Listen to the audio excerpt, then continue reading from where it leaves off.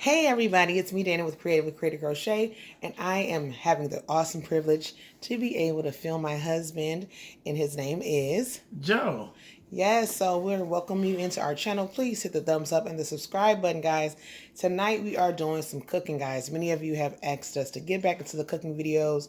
No, it's not crochet, but you know, when it comes to Creative Crochet, me and Joe like to bring a little bit of everything, a lot of our gifts, our skills. So you'll be seeing a little bit of that tonight. So can I ask, what will you be making for us tonight? Tonight I will be making braised cabbage. Ooh, now that sounds delicious. Yes, it's kind of been a family recipe for a while.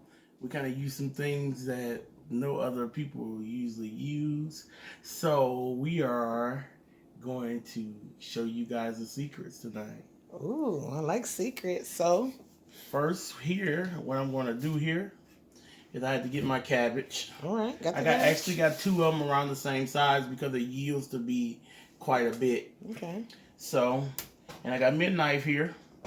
My favorite knife here, my Cutco knife, y'all. I keep this knife because they're very expensive. This one knife here probably costs about 75 bucks right now. Oh, wow. I got a couple colanders here. I'll probably need more because, like I said, it yields to quite a bit. I got my bacon here, as you can see, which is going to add a lot of flavor to this. I also will be using some seasoning salt and another seasoning that I'll show you in a little bit. But right now we're going to get started with cutting this cabbage. All right. Okay, like I had said, I have my knife and I got my cabbage here. And now we're going to start off with some cutting. And first what I like to do is I like to cut right next to the core of the cabbage. Here, it's kind of hard. You got to kind of get in there. Cabbage is real hard to cut for some reason. As you can see there, I got that side, and I'm going to put that right there for a second to get that out of my way. Then I'm going to go on this side of the cabbage and cut on the side of the core. Then I'm going to come on this side of the cabbage, and I'm going to cut on this side of the core. I'm going to set those in the colander just for 1 second here. Just for a second here. And I'm going to go here and I'm going to cut the little bit of excess cabbage that's left on the core off. See, I don't like to go too deep because if you go too deep, you start getting some of those harder part of the cabbage and it makes it really, really hard to cook. It just don't want to cook like those big, hard, thicker parts right there. It makes it real hard to cook.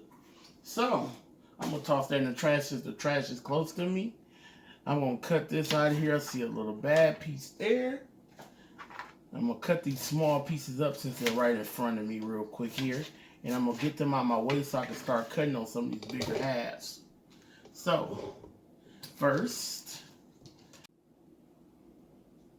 I'll be taking this first piece here.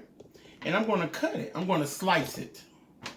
And I kind of like to cut it like maybe 1/4-inch slices or thinner if I can. The thinner you cut it, the better. Because sometimes you can't cut it that thin because you don't have a great knife. But with this knife, I can cut it pretty thin. So, as you see, I'm going to cut it.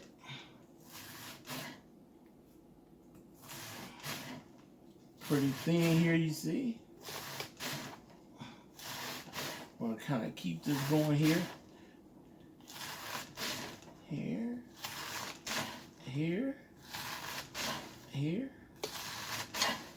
Because you also, when you cooking this cabbage, you want to make sure that it all cooked tender and cooked down. So you don't want to have a lot of big chunks of cabbage in there with this cabbage. Okay, here we're cutting it down here. Okay, I'll be back in 1 second here. Hello guys, welcome back. I just got done cutting up both of my cabbages, as you can see. They actually fit in 2 colanders, which I was very surprised by that. Now I'm going to cut my bacon. What kind of bacon is that, huh? We have some natural hardwood smoke thick cut bacon. It doesn't have to be thick cut, guys. You could actually use any cut bacon. It really don't matter. You could have used anything. But we're trying to be cheap, and we found the cheapest thing we could find. As you know, bacon is very expensive now, so $5 a pound is ridiculous. But I had to get it because this recipe needs this type of bacon. So right now we're going to open up the package here. Okay. And every time I cook bacon, I always have issues with it. Like you said, you gotta have good knives to cut your bacon. Especially when it hits room temperature. Like this bacon right here is room temperature. So for anybody who wants to cook bacon and they don't have to deal with the sliminess, all that crazy stuff, what would you recommend? I would have put this in the freezer. Okay. Because what you could have done is it would have been so much easier to cut with it being slightly frozen or all the way frozen. I know that sounds kind of strange a little bit, but for bacon, it makes it so much easier to cut it when it's frozen. Like so much easier. And it will cook exactly the same, guys. So don't think. This is going to be a little bit harder because like we said, it's room temperature. So it's going to be kind of hard to cut, but we're going to get the job done. Okay. So I'm going to take about, probably, let's see. I'm going to take about a half a pack out of here. Okay. Or a little bit. It depends on if you're a bacon lover. If you're a bacon lover, you could take out more. You could put the whole pack in there. But for us, I usually use about a half a pack. As you can see, about a half a pack there. Okay. You can measure if you want to, or you could put whatever you want in there. It doesn't really matter. I actually took out a little bit over half a pack this time. But I'm going to cut it here. Okay. And I'm just going to kind of slice it up here. I got an okay knife, so I got to kind of take my time a little bit here. As you can see, here it's going through well. I have to take my time here. Look here. So I'm going to stop right there, and I'm going to show you how this look when I cut it. See? It's going to be like in little pieces. See? Look, guys. It's going to be in little pieces. See? See? Look at there. Kind of in piece form there. Okay. See? Ooh. I'm going to go back in here, and I'm going to cut a little bit more here, as you can see. See how it wants to slide on you because it's slimy? It really wants to slide on you. But we're going to get the job done here. And it's going to come out delicious. So with that being said, I'll be back in a second with more video. Alright guys, we are back. I have chopped up my bacon, as you can see. It's in the pot and ready to go. Now we're going to turn the eye on 7. With this bacon right here, you want to kind of, you don't want to, it don't have to be perfect, guys. It don't have to be like golden brown and ready to perfection kind of. It has to be more of you kind of just sauteing it, getting it to where you're able to release greases from it. Because you have to realize once you put the cabbage in, it's going to cook more. Wow. So you really don't have to do that. As you can see, we got a little smoke coming from the eye, guys, but don't worry about it. It's okay here. It's just coming from me cleaning the stove.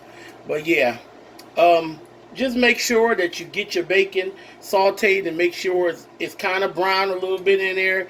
It don't have to be perfect.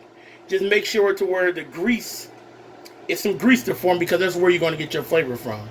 And I'll be right back in a few minutes. Alright guys, I'm back here.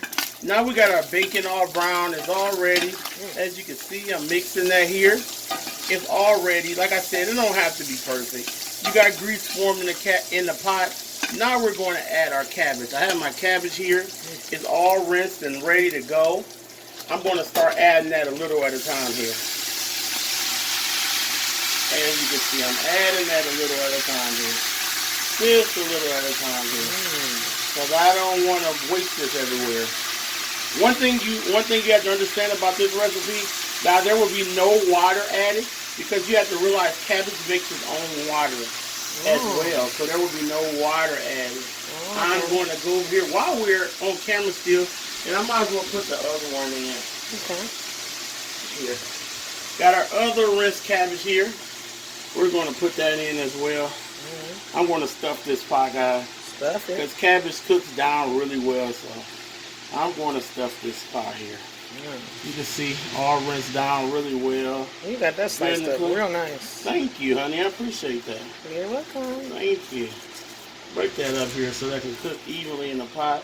Yeah. Make sure that's broken up good here. I'm gonna be honest, guys. I grew up not really eating a lot of cabbage because I didn't like it.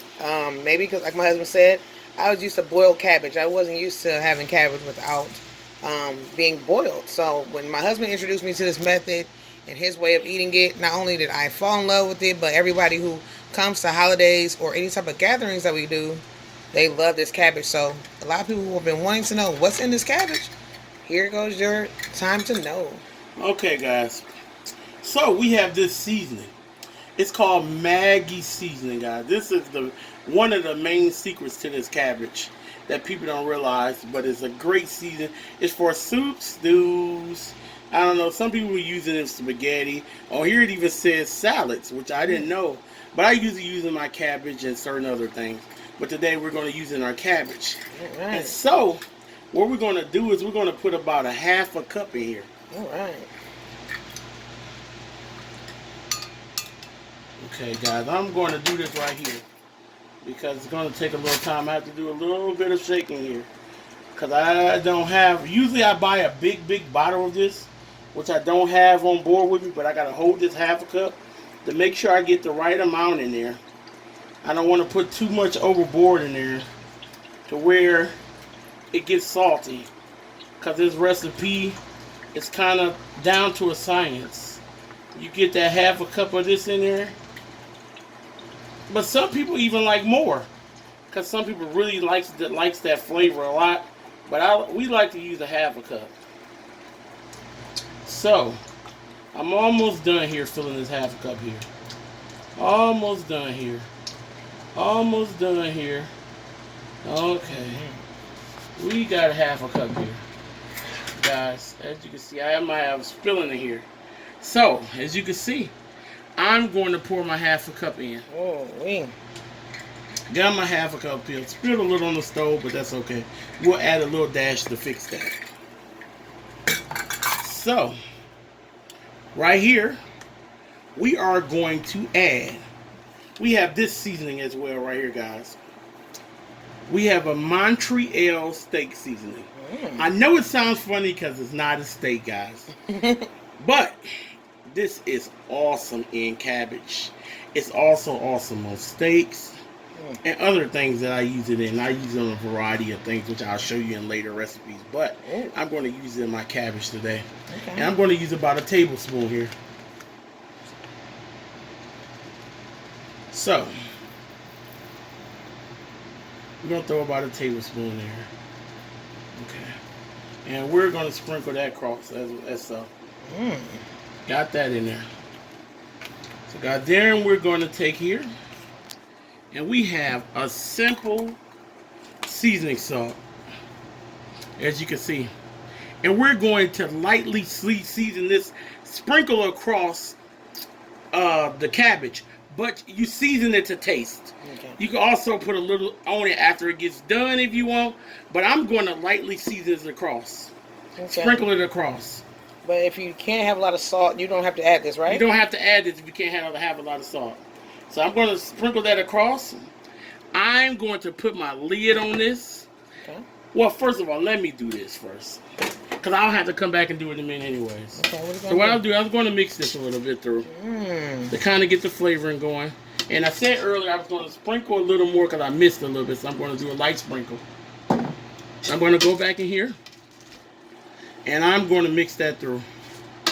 As you guys can see, I'm going to mix that through. So them seasonings can mix through and they get all the way through the cabbage. As you can see, it's starting to cook already. Yes. So, then I'm going to take here and I'm going to put the lid on that, guys. And I'm going to let that cook down. Okay. This has to cook approximately 25 to 30 minutes on about medium. You wanted to cook it down and let it braise basically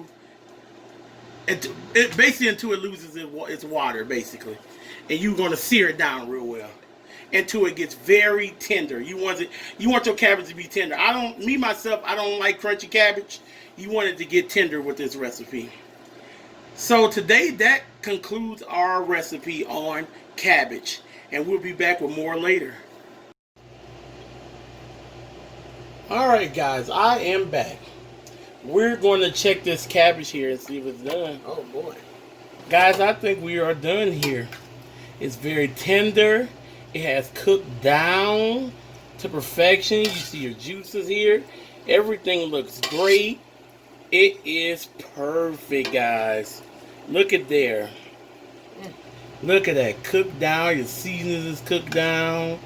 It looks great. Yes, it does. Wow, I love it. That's how it is when you have a perfect recipe. This is what you call a no-fail recipe, guys. You guys definitely need to try this one. Look at there. Look at there. That's going to be great for dinner. And the family's going to eat that up. What you think, hon? I definitely think so. You did a great job on this video, babe. Thank you, hon. And so, guys, be looking out for more videos here soon with more Cooking with Joe. You guys have a blessed evening.